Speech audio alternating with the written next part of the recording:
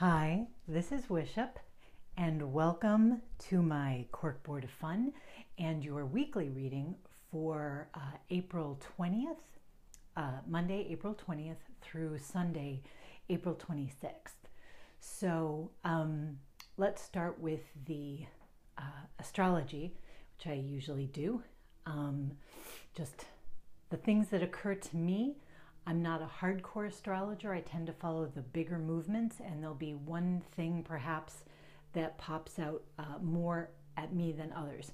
And this entire reading is basically a mashup of a lot of divinatory methods. I throw them all together and I try to see what patterns emerge, because that gives me an idea of what the character of the week is going to look like. So currently, right now, and this is at the beginning of the week, the Moon, Mars, and Mercury are in Taurus together. So that's feeling a little more grounded, kind of practical, a little bit sensual, which is nice. The Sun is going to enter Taurus on April 21st as the Moon moves to Gemini. The Moon is going to continue through the week, moving to Cancer on the 24th. And that, the reason I've got a little asterisk is that's going to kind of re-trigger again the Pluto-Uranus square that's kind of breaking apart, but there's still little aftershocks, basically. So this will be a small one, but the Moon in Cancer means that you're going to be kind of looking for security of home and hearth.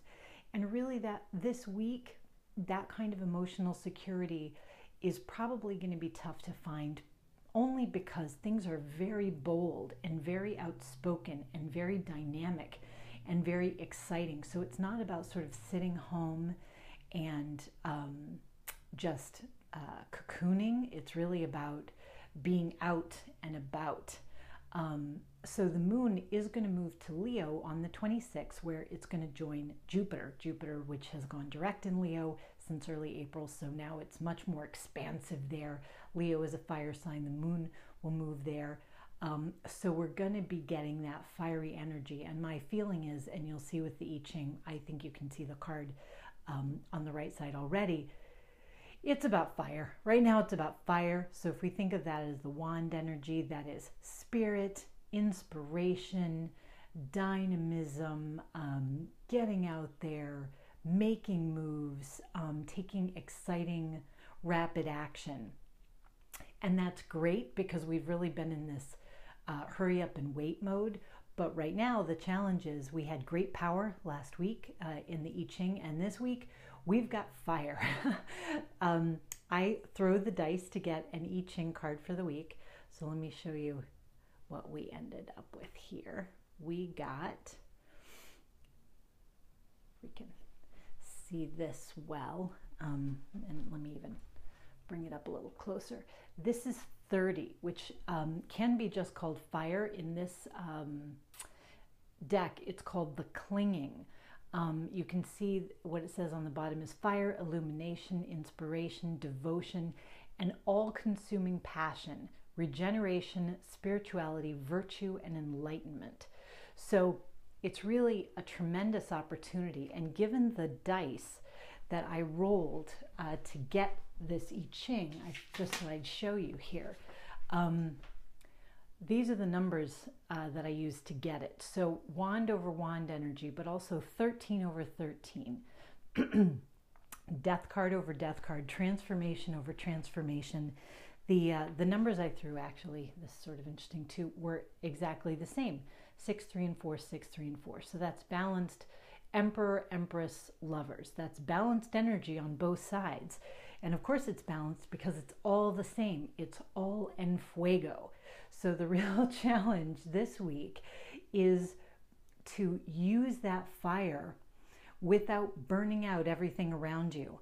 We've been doing so much releasing that chances are a lot of the stuff left in your life is stuff that you really value, because you've gotten rid of some of the stuff that you don't really value. So you can see here, she's sort of dancing. She's consumed by fire, but she's dancing, and there are cool spots around her. She is not dancing in an inferno. The fire is contained to her creative spark, and everything around her is safe and illuminated actually by her brilliance. So that's kind of the ideal, the goal here. But in this fiery energy, and I'm sorry, I think I kicked the camera, it can be challenging to do that, to maintain that sense of passion and enthusiasm without kind of going too far. And yet at the same time, this is not the time to be a killjoy. This is not the time to hold back on your fun. This is not the time to hold back on your exciting ideas. This is really a time to jump forward boldly. So getting that balance between boldness and rashness, that impulsiveness, which can be dangerous, versus that boldness, which has genius in it. That's really the challenge. So I pulled 3 random tarot cards from the Hoi Polloi deck, and let's see what they have to say about the overall week and the way we might approach it. I don't really do a cards Monday, Tuesday, Wednesday, Thursday kind of thing. I kind of pull them as a whole message and then deal with the kind of patterns that they make with each other. Oh, the High Priestess, hello. And 3 of Pentacles in reverse. Knight of Pentacles in reverse. Okay, so what I'm seeing here is the 3 of Pentacles in reverse is a card of collaborative methodology. It is a way of getting things done. You're working together. In fact, let me hold this up here. You're working together for a goal, and it's a rational, reasonable, beautiful goal. So it's the kind of goal that Taurus would really love. But right now, it's kind of tough to get that collaboration happening. It's kind of tough to nail down a method, even though you want to, because you're so engulfed with passion. Now, Saturn is retrograde in Sagittarius, and Pluto is retrograde in Capricorn, and both of those are saying, get your methods together, get your details worked out, look back at the way you want to do things, and make sure you have a good plan. The 3 of Pentacles in reverse tells me maybe the plan is not completely refined yet. The Knight of Pentacles, which is sort of obviously the earth sign, but a messenger, and he's got this one pentacle that he's really looking at. He's really concentrated on, and he's typically thought of, especially because his horse is still and solid and he's on these sort of furrowed hills, he's seen as a very solid, reliable, almost plodding character. You're not going to be plodding this week because you just can't. The energy won't let you. You may feel positively consumed. And there are people who are on fire right now. They literally are coming down with, fevers and this kind of thing. So, take good care of yourself. Take a nice cold shower if you're feeling kind of overheated.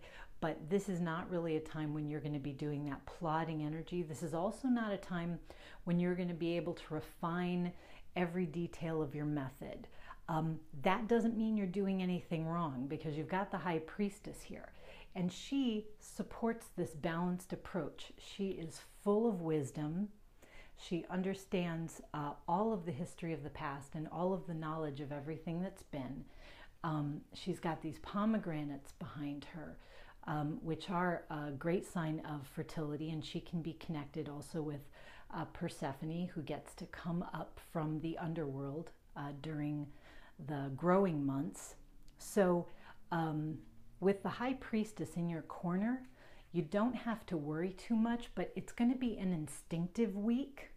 It's not going to be a week, regardless of the planetary pulls you feel, and this is going to be a source of tension, to nail down every detail. You're going to have passion, you're going to have excitement, but you're not going to be able to nail down all the details. You are not probably going to be able to just dot all the I's and cross all the T's. And there are going to be parts of you going, you have to figure out a plan. You do. But this might not be the week to do it. This might be the week to enjoy the fire, like really build up that head of steam in your locomotive, if you will, and get ready to let it carry you to where you're going to go. Right now, you're maybe not ready to lay down track to your final destination. You're refining your goals, which you've been doing. I mean, so much work, at least according to the readings and the people I know and stuff. So much work has been invested in transforming yourself, getting rid of things, realizing what you care about now, realizing the qualities and virtues that you care most about. So you ought to be ready to charge ahead, right? Well, no, you've built up a huge head of steam. Enjoy it. Just enjoy it. Be excited by the new fires of passion. Maybe it's been a while since you've been this excited about something.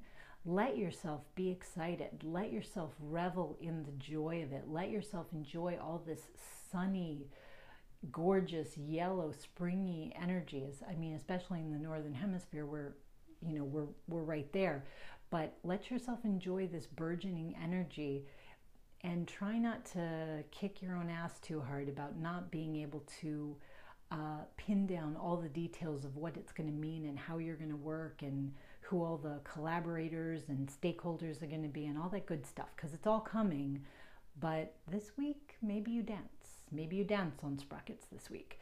So I did pull an oracle card. This is from the Art Through the Eyes of the Soul Oracle. I always have to read that, by Cheryl Yambach Rose. So we'll see what that has to say. Glastonbury Phoenix. Arise from the ashes of despair. Now, it's kind of funny because obviously we have a phoenix in this card and we have ashes, and our sign of the week is fire.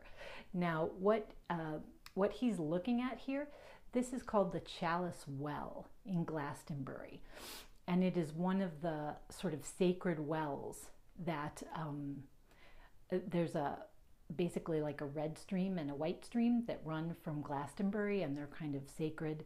And that's what he's looking into. So he's looking into the well. So you can think of the well as the place that you sort of cool this fire. So the phoenix is arising from the ashes of despair with a new fire.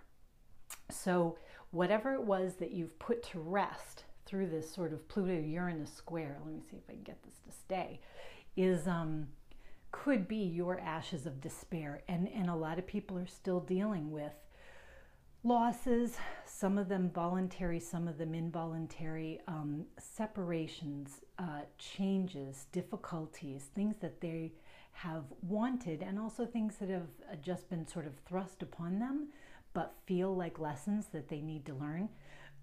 So right now, in this fire of newness, you are going to move beyond the ashes of despair.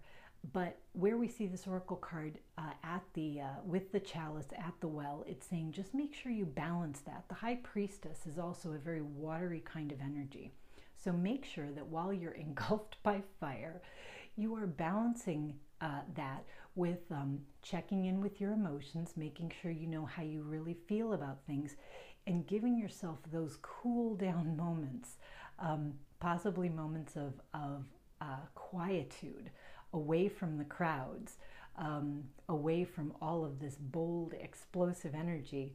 Give yourself those moments to just kind of cool down, check in with yourself, and then move forward. Because I think things are very exciting, and I think you and us all hopefully will have a wonderful week. So I really hope you do, and rock on with your bad selves, and let me know how it all goes for you. Bye.